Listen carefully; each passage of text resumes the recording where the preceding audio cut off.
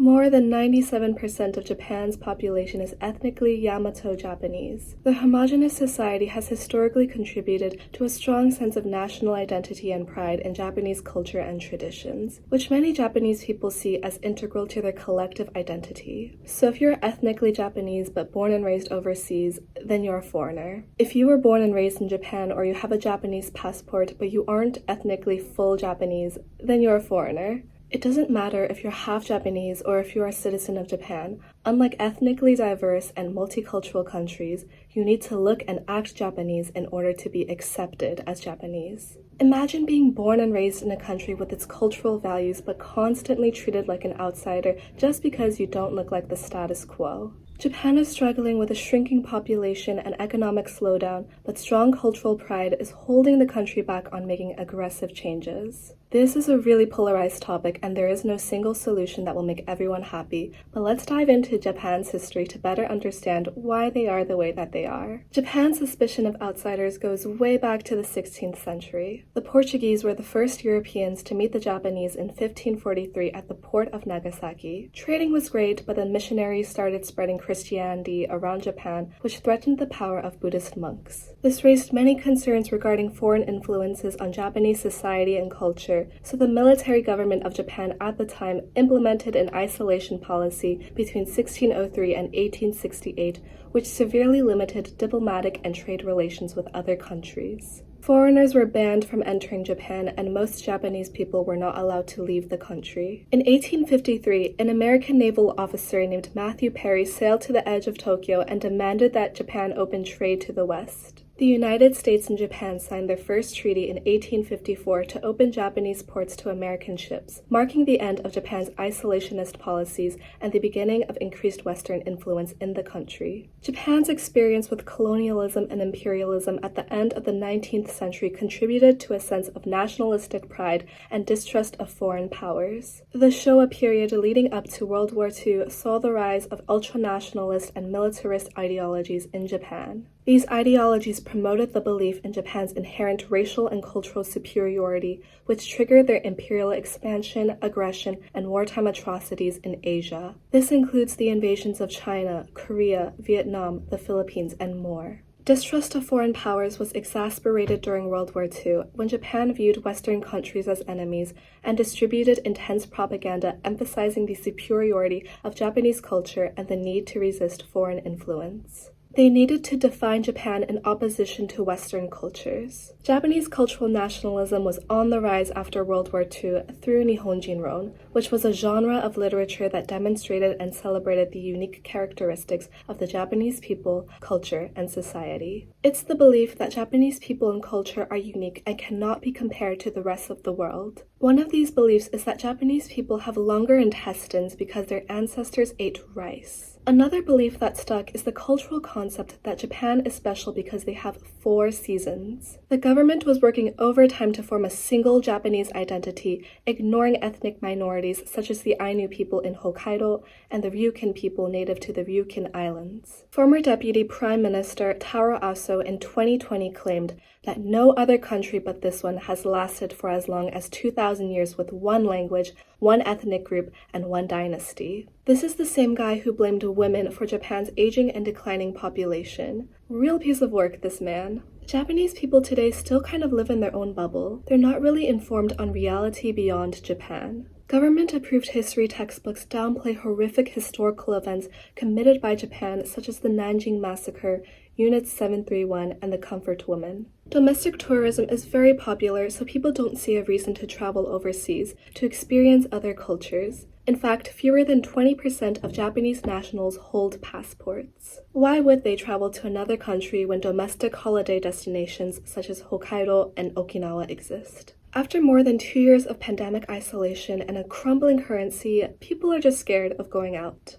And it doesn't help that Japanese television and media revolves around the unique characteristics of Japan and interviews asking foreigners what they love most about Japan. There's a lot of mental gymnastics involved to justify certain things. For example, if somebody didn't sort their rubbish properly and there's only one foreigner in the apartment building, then management will most likely blame the foreigner if they don't have any other evidence. Because Japanese people obviously understand how to sort their waste, and foreigners simply can't comprehend the special complex Japanese way of separating various types of rubbish. So it must have been the foreigner. There are more than 400,000 ethnic Koreans living in Japan. Some of them are immigrants, some of them have lived in Japan for generations, but all of them are labeled as zainichi, which means residing in Japan, a reminder that they will always be foreigners. Korea and Japan have a complicated history, and I would love to explore their relationship in a future video, but the context for this video is that while Japan was busy colonizing Asia between 1910 and 1945, some Koreans were forcibly brought to Japan to work in factories and mines, and women were subjected to sexual slavery. Because of their positions in Japanese society, Koreans were viewed as inferior and second-class citizens. Therefore, Japanese citizens born Korean would try to hide their ethnicity. Parents were and still are afraid that their children will get bullied and discriminated against for their ethnicity and stereotypes.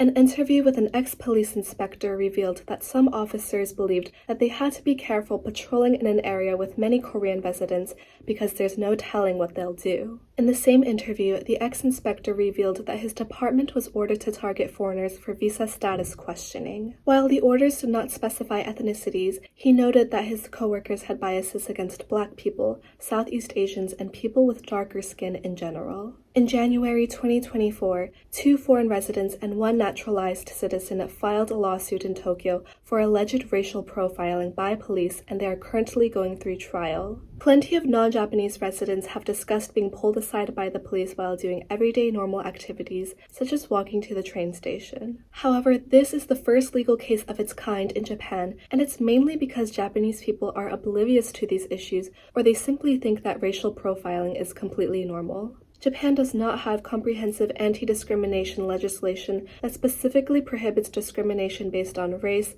ethnicity, or religion. It's really up to individual institutions, such as companies or universities, to address discrimination within their entity. In the 1980s, Japan faced a growing industrial labor shortage, so they imported ethnic Japanese from South America to do difficult, dangerous, and demeaning jobs. The Japanese government thought that they would easily integrate into Japanese society because they were ethnically Japanese. But native Japanese treated them as foreigners because they didn't act Japanese or they couldn't speak Japanese. This is also a phenomenon in South Korea, where ethnic Koreans born and raised in Russia or Uzbekistan do not integrate well into Korean society. During the recession of 2009, the Japanese government offered to pay $3,000 to each jobless person of Japanese descent to go back to their country of origin and agree to never seek work in Japan again. Yeah, that was the government's solution to decreasing unemployment numbers. Duct tape solutions, am I right? I was baffled when I read these news articles, and they clearly did kick themselves in the foot because 15 years later, which country has a shrinking workforce and has got one of the most dramatic declines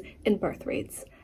Japan. The United States is currently dealing with record levels of migration from the US and Mexico border. Germany is just dealing with a never-ending migration crisis, and the European Union in general receives the highest number of asylum seekers. People from these countries complain about immigrants and visit a monoethnic country like Japan and think it's amazing. They want to move here to get away from certain groups of people, and they want to gatekeep Japan from those people. It's one thing for the Japanese government and the citizens to be selective about immigration, and it's another thing for white expats to complain about other prospective expats and immigrants. Why is it okay for some people to run away from problems in their home country, but not okay for other people from developing countries to move to Japan for a better life? So does Japan want immigration? No. They would do everything in-house and isolate themselves for another 200 years if they could. But their population is literally dying, and who wants to have a baby in this crumbling yen economy and autocratic work culture?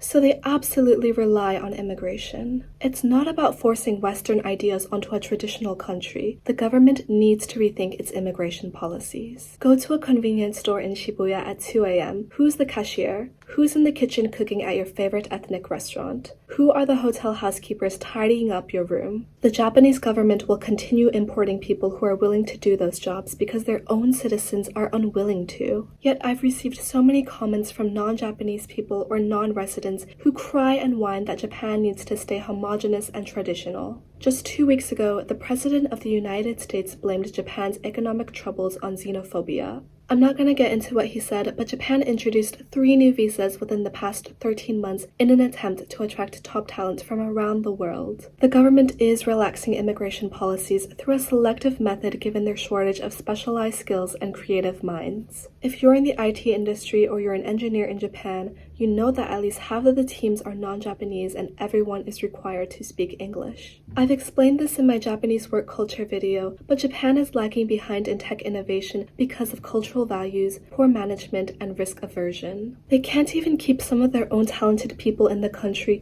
because they would rather work in a different country with better work-life balance or better pay. Companies are filling these positions in engineering and management with skilled overseas workers simply because people of different backgrounds bring creativity to the table. If Japan wants to keep up with technology advancements and remain competitive in the global economy, then they need foreigners. The Japanese government doesn't want to deal with the issues that come with immigration as they've seen in the United States, in the United Kingdom, and other parts of Europe. Now, if Japanese people feel strongly about limiting immigration, if they don't want unskilled laborers in this country, if they do not want a multicultural society, then Japanese citizens will have to fill those undesirable blue-collar jobs themselves. But they don't want to because it's tough work and there aren't enough citizens to fill every role. So the simple solution, according to people who don't even live in Japan, is to merely have more children and keep Japan homogenous. But pregnancy incentives, such as a one-time cash handout, is not enough for women to pop out more babies. The government and workplaces need to implement healthier work-life balance policies and address gender inequality. At the end of the day, more immigrants will move to Japan to alleviate labor shortages